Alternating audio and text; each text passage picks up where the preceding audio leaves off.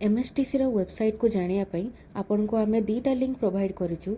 प्रथम लिंक रे जोटा कि mstcindia.co.in से एमएसटीसी कौन जानीपर से आप गूगल को जाई www.mstcindia.co.in बोली लिखी सर्च कले आपण आमर वेबसाइट एमएसटीसी इंडिया को जापर जोटी आपण जानीपर एमएसटीसी कौन और तार कौन कौन कम रोचे सब विषय डिटेल जानीपर। ये देखो आम पेजटा एमती देखा जाए ये आपड़ ऑक्शन कौन ई प्रोक्योरमेंट कौन आप सब जानीपर ता सहित आमर कौन कौन डीलिंग होची आमर कॉन्ट्रैक्टर्स रे किए अच्छा सब डिटेल्स विषय जानीपर। एबे मु आपन को बतैवाकू जाउची mstecommerce.com विषय जो आप माइनर मिनरल ऑक्शन रे रजिस्ट्रेशन करी पार्टिसिपेशन करेंगे से आपन को www.mstecommerce.com रे सर्च करी गूगल रे आपन एमती पेजटा को आमर पाई परिवे। एई पेज रे ई ऑक्शन पोर्टल को जाई सेठी देखंतु मिनरल रिसोर्स रे आपन क्लिक करी थर्ड ऑप्शन रे माइनर मिनरल ब्लॉक ऑक्शन रे आपन क्लिक करिले आपन माइनर मिनरल ब्लॉक ऑक्शन रे पेज को जिवे।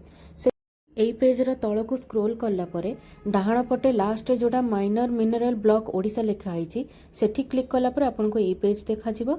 एई पेज रे आपन रजिस्ट्रेशन जोटी लिखा है ग्रीन कलर रे सेठी रजिस्ट्रेशन ने क्लिक करी आपन को किछिटा टर्म्स एंड कंडीशन आसीबो एमएसटीसी रे पार्टिसिपेट करिया पई। टर्म्स एंड कंडीशन को पढ़ी सारला परे रजिस्टर एज बायर रे आपन को क्लिक करबा को हबो। रजिस्टर एज बायर रे क्लिक कला परे किछिटा buyer specific terms and condition आपन को देखा हबो। यहाँ को अग्री करला परे नेक्स्ट पेज रे आपन को निजर ईमेल आईडी और मोबाइल नंबर और कैप्चा दे ओटीपी जनरेट करने को हबो। यहाँ परे आपन को मोबाइल नंबर और ईमेल आईडी को दीटा जाक ओटीपी जीवो से ओटीपी को आपन एटी वेरीफाई कर सारला परे ए पेज रे आपन निजर रजिस्ट्रेशन प्रक्रिया करिवे। एटी भला भाबरे देखंतु प्रथमे कंपनी टाइप रे आपन निजर कंपनी टाइप चयन करिवे सेठी इंडिविजुअल प्रोप्राइटरशिप गवर्नमेंट आउ पब्लिक सेक्टर एमती गुड़ाए ऑप्शन देखा हबो। रजिस्ट्रेशन प्रोसेस पई आपन पाखरे जीएसटी नंबर पैन नंबर आपणकर कैंसल चेक बैंक अकाउंट थिबा दरकार।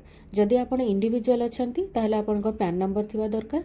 जदि आपन इंडिविजुअल छड़ा public sector government company proprietorship ए सब रे रहउचंती ताहले आपणकर जीएसटी रजिस्ट्रेशन थिबा मैंडेटरी। एही फॉर्म रे आपन सब डिटेल्स भरी सारला परे निजर पैन नंबर को वेरीफाई करे नेबे। यहाँ को वेरीफाई न कले रजिस्ट्रेशन कंप्लीट हब नाही। या परे सिक्यूरिटी कोड अच्छी सिक्यूरिटी कोड को आपन एठी लिखि सारला परे ताकू सबमिट करिवे। फाइनल सबमिट करला परे आपन को एठी प्रीव्यू करबा पई ऑप्शन देखेबो। प्रीव्यू रो आपन चेक कर नेबे कि आपनकर सब डिटेल ठीक अछि कि नै। तापर सब डिटेल्स ठीक अछि कि नै चेक कर सारला परे आपन फाइनल सबमिट करिवे। फाइनल सबमिट कर सारला परे आपन देखिबे यू आर रजिस्टर्ड सक्सेसफुली। तापर आपन जानिबे जे आपनकर रजिस्ट्रेशन प्रक्रिया समाप्त हो जाईछि। यहाँ परे जो पेज रे आपन रजिस्ट्रेशन करिया को जाइथिले सेही पेज को जाई आपन निजर यूजर आईडी पासवर्ड दे बिडर रे चूज करी डिस्ट्रिक्ट चूज करिवा दरकार नहीं। ओनली आपन कैप्चा दे लॉगिन को करिवे। लॉगिन कर साला परे से आपनकर ऑटोमेटिकली ई पेमेंट बोली देखैबो। ई पेमेंट को आपन क्लिक करला परे सेठी आपन को 1180 हेबो आरटीजीएस एनईएफटी किंबा ऑनलाइन पेमेंट रे पे करबा पई। तो आपन दीटा को भितर को भी ऑप्शन ने पे करि परिबे। मु एबे आपन को बताउची ऑनलाइन पेमेंट रे केमते पेमेंट करा जिवो। ऑनलाइन पेमेंट रे चूज करी प्रोसीड टू पेमेंट कला परे एठी आपन को गोटे रेफरेंस देखैबो ताको ओके क्लिक कला परे एठी आपन को नेट पेमेंट रो गेटवे देखैबो। एठी आपन बैंक चूज करिवे निजर बिलिंग एड्रेस पई मोबाइल नंबर ईमेल आईडी दे पे नाउ रे क्लिक करले आपन निजर गेटवे को जाई एठी पेमेंट करि परिबे। ऑनलाइन पेमेंट रे करले आपन को आईडीटा तुरंत एक्टिवेट हो जिवो किंतु आरटीजीएस एनईएफटी करले आपन को 2 to 3 डेज टाइम लागी पारे। एबे जानतो आरटीजीएस एनईएफटी रे केमती चालान जनरेट करी पेमेंट करंती। एठी चूज करला परे आपन प्रोसीड टू पेमेंट रे क्लिक करिवे। एठी देखंतु आपनकर बायर बैंक डिटेल्स ब्रांच आपन को बायर रजिस्ट्रेशन नंबर को आपन मने रखिवे। आपन को बायर नेम बैंक रो debit account number account type आ रेफरेंस सब देखैबो।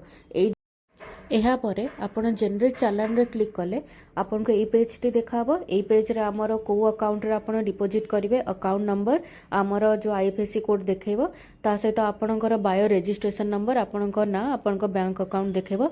ए पेज को भला भाबरे देखि आकु आपन प्रिंट करी बैंक रे जाई कि पैसा डिपॉजिट करि